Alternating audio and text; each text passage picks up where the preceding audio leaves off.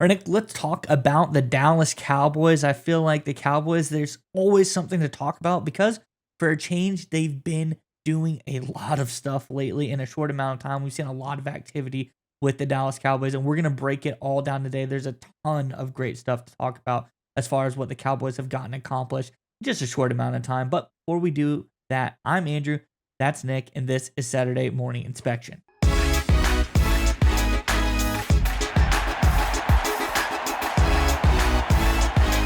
All right, Nick, as I alluded to, the Cowboys have been busy. Just how busy? Let's pull up this tweet over on X and talk about everything that they have done. And we'll break it down on the other side. This is from at Kyle Humans. It says the Dallas Cowboys recent activity. Let's look Monday, March 4th. Get Adigizua to a 4-year deal.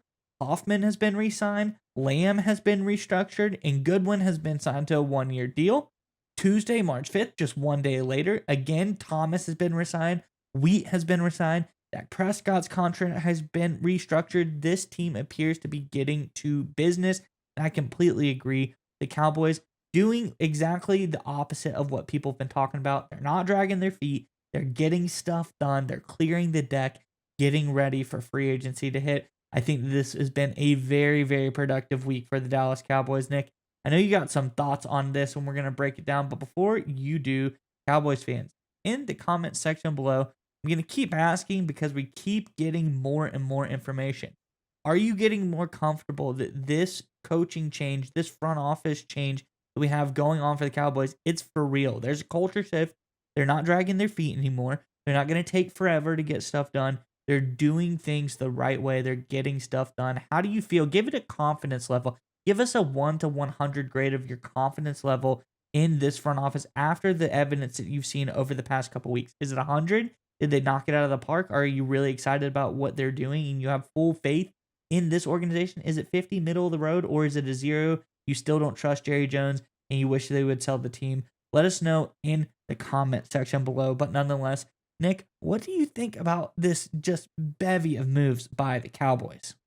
So to answer your question, first and foremost, whatever the grade is, the trade certainly is the trend, excuse me, certainly is positive, right? This is a confidence growing move set so far for the Dallas Cowboys. Again, prior to the start of the new league year and the official beginning of free agency. Just a few short weeks ago, the Cowboys were technically over the salary cap. They had questions. Are they going to bring back Osa Digizua? Are they going to keep dragging their feet on Parsons? There are reports that Parsons and the Cowboys are talking more aggressively than they ever did at this point with CeeDee Lamb and Dak Prescott's extensions going back to last season. So that trend is favorable as well. The Osa Digizua move, the signing there, we covered it a few days ago in our video after that news broke, is a great deal for the Cowboys. Very team-friendly deal. Also does a lot of good things for Digizua as well. It's one of those rare win-win kind of opportunities. So doing well there. But this is a clear the deck kind of situation. Again, if you look at these moves set at a whole, you look at Hoffman, right? With Zach Martin retiring, he's going to go in the Hall of Fame. Glad he's going to be in the Ring of Honor. Jerry Jones handled that perfectly, of course. Hoffman, he's going to be a guy competing with BB for to being either the center or the right guard. It's going to be one of those two guys, most likely. They clear the deck, they sign him. Don't waste any time. CeeDee Lamb's restructuring. Gotta love that. Goodwin, special teams guy, veteran glue guy. Get him on as soon as possible. Clear that there off the deck.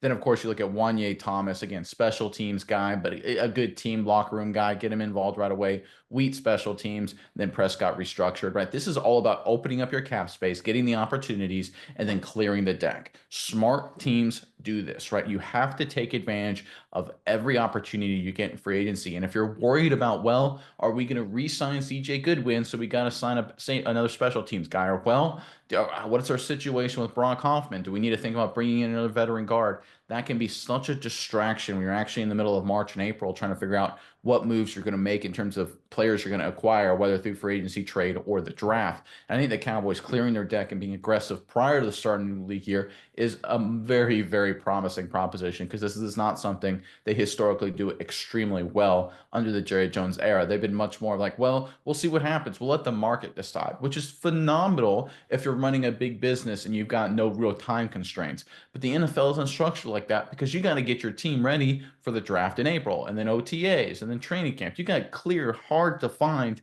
scheduled events that you have your roster in a position for. If you wait too long for the market to decide, like we saw last year with the Prescott and CD Lamb deals, it screws up all those events and screws up your entire offseason. The Cowboys are being proactive here. And when you're speaking of proactive, I think they're setting up something massive personally, right? Now, look, we know Micah Parsons' extension is going to eat into this cap space, but you don't extend or restructure, excuse me, CeeDee Lamb and Dak Prescott just to open up cap space to get to the point we got $54 million in cap space, and then just kind of, well, we'll just re-sign Micah and lower his cap hit because if you give him a big deal, his first year hit will usually be a lower, and pay him $18 million, right? Because then you'd have about $57 million in cap space. What are you going to, you just going to sit on that? I don't think so. I think they're going after multiple big moves. There's a lot of question marks. What positions are you going to address? Big play wide receiver, running back. I don't think likely running back. Running back seems like a draft thing. Rico Dowdle, of course, is a free agent. Do they want to bring him back? A lot of questions to solve there, of course. But for the first time in a long time, the Cowboys have cleared the deck. They've created a lot of cap space, obviously with the CeeDee Lamb and Dak Prescott restructures to the point where they can make some big moves. And we're going to talk about the restructures here very briefly because I think it's important before I get over to your thoughts, Mize. The way restructures work, for anyone who's not familiar, they basically convert your paycheck salary, your weekly paycheck. They drop that your game check down to the league minimum for a veteran of your caliber and turn that delta dollar, right? If you're going to get $10 million a game and the league minimum was $1 million a game, that $9 million, you convert that to a signing bonus, which they then spread out over the future years. So if you think the cap space is going to keep growing exponentially, which reportedly it will be, all indications that it will, it makes sense to restructure because you're basically taking today's cap hit and throwing it out into the future where you expect the salary cap to be a lot bigger. So I think that's what the Dallas Cowboys are trying to do here. And I think that means, my opinion, they're going to be really aggressive in free agency because they're pushing out the cap dollars into the future, expecting massive cap expansion. You only do that if you're going to be aggressive now. If you're trying to rebuild and retool, you do the opposite, right? You front load salary cap, so in the future, you'll have crazy amount of cap space. I think the Cowboys are really going to be aggressive over the next few weeks. Again, we'll have to wait and see. I'm being very optimistic here, but I think big moves are coming in Dallas. Yeah, Nick, that would be the question I was going to ask you is, does this make you think that there's going to be a big move for the Cowboys? Obviously, you agree with what I'm thinking here. Is it seems like that is the case here. And I like the way that you put it. You kind of phrase it in the way that they're getting ready and they're recognizing, hey, there are set in stone date events in the NFL that you have to prepare for. You have to clear the deck, you have to clear the cap space for free agency. And then free agency, you have to sign who you want to get. You got to be aggressive, go get those guys, and be prepared to go into the draft and address those needs that you weren't able to address in free agency through the draft. And then you got to make your decisions, whittle down the team throughout, OTAs and all training camp and all that kind of stuff. So I really like the direction this team is going in that aspect because, like you said, they've cleared the deck. They've got the cap space. Free agency is right around the corner. It's just a few days away now. I agree with you. I think Cowboys, I think they're going to be aggressive. I like them to get a big time receiver. I like one of these guys that's floating out here. They could add to this team and really put beside CeeDee Lamb. CeeDee Lamb work out of the slot, get a little bigger play receiver on the outside. I think it would be a really good addition to this team. And then I think they address the running back position in the draft. Like you said, I agree with you there. Because we talked about Rico Dowdle and what they do with him. Go check that video out. A little plug there. But how they address the Rico Dowdle situation, the way they tendered him, I think that was a really smart move by the Cowboys. I think that, though, they can address the running back position in the draft. Like we said, we had a video on that as well, talking about the availability of big-time players in the draft a little bit later. You can get a great running back in the third round in this year's draft. I think it's going to set up very, very nicely for the Dallas Cowboys. So overall, I think the Cowboys, they're planning something big. We're going to see some big moves over here. And I'm really excited to see just when free agency opens up, you're going to have to F5. You're going to need to be refreshing your pages constantly because I do think some big moves from the Cowboys are going to happen very quickly.